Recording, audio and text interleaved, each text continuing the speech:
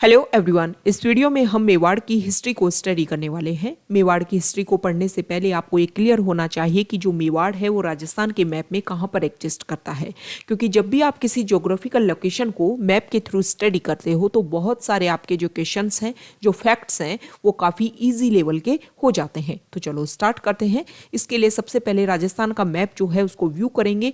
Present time में जिन district को हम जानते हैं, चित्तौड़गढ़, भीलवाड़ा, राजसमंद, उदयपुर और प्रतापगढ़, ये जो 5 डिस्ट्रिक्ट हैं उनको पहले मेवाड़ के नाम से जाना जाता था।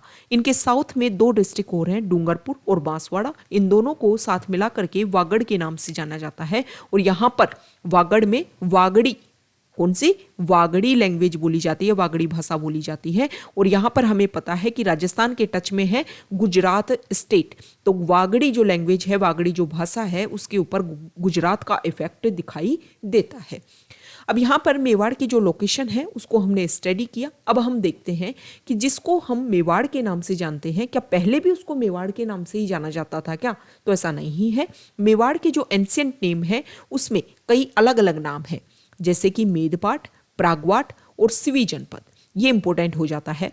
देखो, ये नाम इसलिए पड़ा क्योंकि ये बोलते हैं कि यहाँ पर मेर जाति के जो लोग थे वो आकर के रहने लग गए थे, इसलिए इस एरिया को मेदपाट नाम से जाना जाता है।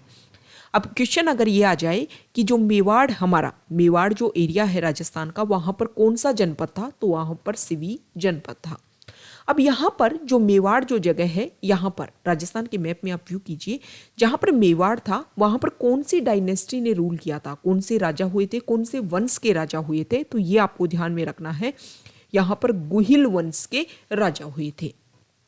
अब गुहिल वंश का अस्तित्व कैसे ओरिजिन हुआ, कैसे वो अस्तित्व में आया, इसके पीछे भी बहुत सारी हिस्ट्री है और बहुत सारी स्टोरीज हैं। अगर हम ओरिजिन की बात करें तो कर्नल जेम्स टोड ने एक इम्पोर्टेंट अपनी तरफ से स्टेटमेंट दिया कि गुजरात के वल्लभी में एक राजा हुआ करते थे जिनका नाम था शिलादित्य, और शिलादित्य की रानी थी पुष्पावती। जो पुष्पावती है वो राजस्थान में माँ अम्बा की यात्रा पर आई हुई थी, और उसी समय वल्लभी पर कुछ लोग अटैक कर देते हैं, कुछ दूसरे जो शत्रु राज्य हैं वो अटैक कर देते हैं, और उसमें शिलादित्य की मौत हो जाती है, और जो इनकी अन्य रानियां थी वो इनके साथ में सती हो जाती हैं। अब पुष्पावती को जब ये बात पता चलती है तो पुष्पावती भी सती होने के लिए तैयार होती है, लेकिन वो प्रेग्नेंट होती है, और जो प्रेग्नेंट लेडी होती है वो सती नहीं हो सकती थी, इसलिए उन्होंने अपने बच्चे को बाद में जन्म देती है, और उसके बाद में वो खुद तो सती हो जाती है और अपने बच्चे को कुछ ब्राह्मणों को सौंप देती हैं। इसीलिए ये माना जाता है कि वो जो ब्राह्मण थे उनको भी ये डर था कि इस बच्चे को मारा जा सकता है, इसलिए उन्होंने एक गुफा में, एक केव में इस बच्चे को पाला था, और इसीलिए बोलते हैं कि उस बच्चे का नाम पड़ गया था गुहिल, गुहादित्य। ओके, अब यहाँ पर हम देखते हैं कि ब्राह्मणों ने इस बच्चे को पाला, इसलिए इसको ये भी बोलते हैं कि जो गुहिल वंशी थे वो ब्राह्मण थे, वो ब्राह्मण थे। ये भी एक बात सामने आती है। अब ये स्टेटमेंट दिया था कर्नल जेम्स टोड ने। दूसरे एक हुए अबुल फजल। अबुल फजल ने बोला कि जो गुहिल वंश के जो लोग थे वो ईरान में एक राजा हुए थे, नौशेरवा खां, उसके वंशज हुआ करते थे। ओके, तो क्वेश्चन किस तरीके से आएगा, एग्जाम में डायरेक्ट पूछ लेंगे, ईरान के नौशेरवा खां के वंशज थे गुहिल वंशीय। ये मत किसने दिया है, तो आपको पता होना चाहिए कि अबुल फजल ने ये मत दिया है। इसके अलावा जो कर्नल जेम्स टोड और मुहनोत नैन्सी, उन्होंने एक इंपॉर्टेंट बात और बोली कि गुहिल डायनेस्टी की 24 ब्रांचेस थी। कितनी ब्रांचेस थी? 24 ब्रांचेस। ये इंपॉर्टेंट हो जाता है, डायरेक्ट पूछ लेते हैं कि जो गुहिल वंश है उसकी कितनी ब्रांचेज हैं, तो 24 ब्रांचेज हैं।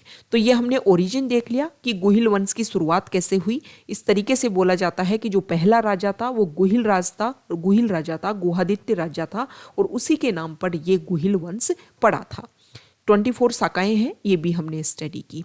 अब हमें कैसे पता चले कि ये जो गुहिल राजा था उसने सबसे पहले यहाँ पर मेवाड़ वाली जगह पर अपना राज्य शासन कब स्टार्ट किया था, तो इसको लेकर के एक इंस्क्रिप्शन मिलता है, एक शिलालेख, एक अभिलेख मिलता है। हमारे एक हिस्टोरियन हुए हैं राजस्थान के, जिनका नाम है गौरीशंकर हीराचंद ओझा। उनको उदयपुर में एक इंस्क्रिप्शन मिलता है, और इंस्क्रिप्शन का नाम है सामोली। इंस्क्रिप्शन मतलब अभिलेख, किसी पत्थर के ऊपर कुछ बात लिखवा दी किसी राजा ने, और देखो पत्थर के ऊपर कुछ चीज गुदाई करवाई जाती है तो लॉन्ग टर्म तक बनी रहती है। इसलिए बाद में जो हमारे हिस्टोरियन हुए हैं उन्होंने इसके बारे में स्टडी की और पता लगाया कि किस समय कौन सा राजा कहाँ पर हुआ था। अब ये जो सामोली इंस्क्रिप्शन मिलता है उसमें लिखा गया है कि गुहिल वंश का 5वें नंबर का राजा था शिलादित्य। 5वें नंबर का राजा था शिलादित्य, ये इस इंस्क्रिप्शन में सामने आया है। और उसने राज्य किया था 646 एडी में। उसका जो शासन काल था वो 646 एडी में था, मतलब ये जो इंस्क्रिप्शन था वो तो 646 एडी का था। अब देखो, ये माना जाता है, अमूमन जो हिस्टोरियन है वो अपनी तरफ से हिस्ट्री लिखने की कोशिश करते हैं, तो ये माना जाता है कि लगभग एक राजा जो है वो 20 ईयर्स तक राज्य करता है। अब ये 5वें नंबर का राजा था, मतलब इससे पहले 4 राजा और हुए। तो फर्स्ट राजा गुहिल, सेकंड जो राजा है वो भोज, थर्ड राजा महेंद्र, और फोर्थ राजा हुआ नाग, और फिफ्थ राजा हुआ शिलादित्य। मतलब 20 ईयर्स अगर आप कम करते हो तो गुहिल का जो शासन काल था वो 566 एडी पर था। ओके, तो इससे पता चलता है। तो अगर क्वेश्चन ये आता है कि मेवाड़ का गुहिल डायनेस्टी का टाइम पीरियड डिसाइड करने के लिए सबसे इंपॉर्टेंट रोल कौन सा इंस्क्रिप्शन प्ले करता है, तो सामोली इंस्क्रिप्शन प्ले करता है। अब इस इंस्क्रिप्शन में और भी कुछ बातें लिखी हुई हैं। अब अदर इसमें जो लिखी हुई बातें उनके बारे में अगर डिस्कशन करें तो इसमें बताया गया है कि वटनगर प्रेजेंट टाइम में सिरोही में एक बसंतगढ़ जगह है, उसी को बोलते हैं वटनगर। ऐसा बोला जाता है कि यहाँ पर वटनगर में महाजन कम्युनिटी के लोग रहते थे, और जो महाजन कम्युनिटी के जो लोग थे वो बाद में मेवाड़ आ जाते हैं। और ये जो महाजन कम्युनिटी की जो कम्युनिटी जो थी उसका एक हेड हुआ करता था, और हेड को बोलते थे महत्तर। और उस टाइम जो महत्तर था वो था जैनतक, ठीक है। जैनतक उस टाइम महत्तर था, मतलब हेड था महाजन कम्युनिटी का। उसने एक मंदिर बनवाया और उस मंदिर का नाम था अरण्यवासिनी गोडेस। अरण्यवासिनी जो देवी है उसका मंदिर बनवाया, जिसको प्रेजेंट टाइम में जावर माता के नाम से भी हम जानते हैं, जावर माता के नाम से जानते हैं। अब यहाँ पर जब महत्तर को, जैतक को ये बात लगती है कि उन्होंने सारे अपने जीवन के सारे जो होली वर्क हैं वो कंप्लीट कर लिए, तो वो देवबुक नामक जो जगह है वहाँ पर जाकर के फायर बाथ ले लेते हैं, मतलब अग्नि में खुद को समाहित कर देते हैं। इससे एक बात क्लियर होती है कि उस समय के जो लोग थे वो डेथ को चूज भी करते थे, मतलब मृत्यु का वर्ण भी किया करते थे। ये बात क्लियर होती है। तो सामोली अभिलेख हमारे लिए इंपॉर्टेंट हो गया, सामोली इंस्क्रिप्शन हमारे लिए इंपॉर्टेंट हो गया। और यहाँ पर ये जो इस इंस्क्रिप्शन में जो अदर इंपॉर्टेंट फैक्ट्स लिखे हुए हैं इसके बारे में भी हमने समझा। इसके अलावा अगर हम बात करें तो इस इंस्क्रिप्शन में एक बात और पता चलती है माइनिंग के बारे में।